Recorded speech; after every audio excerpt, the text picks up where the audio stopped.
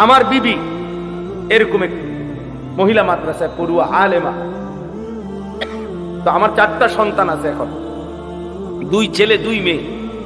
আমার এই 4 সন্তানের কোরআন শরীফের সবক, ওযু, নামাজ, সূরা কেরাত, দোয়া, কালাম, আলহামদুলিল্লাহ আমি কোনোদিনও আমার এই 17 বছরের বিবাহিত জীবনে আমি নিজের থেকে কোনোদিন শিখাইতে হয়েছে না, একটাও। আমার বিবি আমার 4 সন্তানকে প্রাথমিক যে দিন শিখা, আলহামদুলিল্লাহ সেই তো শিখেছে। তো সে তো দিন শিখার গল্প।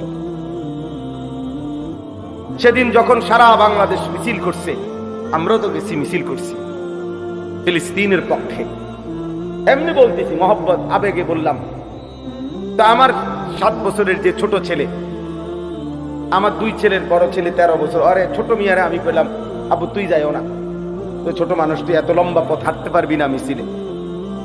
হয় যাইতে চাচ্ছিল, আমি মানা করছিলাম, কইলাম না সালমান যাইতেছে, তুই যাইও না, সব আলহামদুলিল্লাহ আমার বিবি বলছে যে না, ওরও নিয়ে যান, ওরে আমি আমার পক্ষ থেকে দিলাম, আল্লাহর কসম, ওরে আমি আমার পক্ষ। হ্যাঁ, এক কন্যা, এক বোন, এক মেয়ে, এক মুসলিম নারী যদি দিন শিখে, তো সে আখিরাতকে প্রাধান্য দেয়, আখিরাতকে প্রাধান্য দেয়।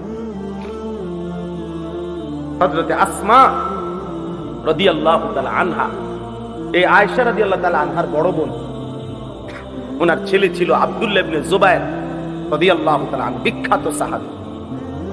উনি দুশমনের মোকাবেলায় যুদ্ধ করবে, শেষ কথাটা বলতেছি। তো ওনার আম্মার বয়স তখন, হযরতে আসমার বয়স তখন 100-র কাছাকাছি।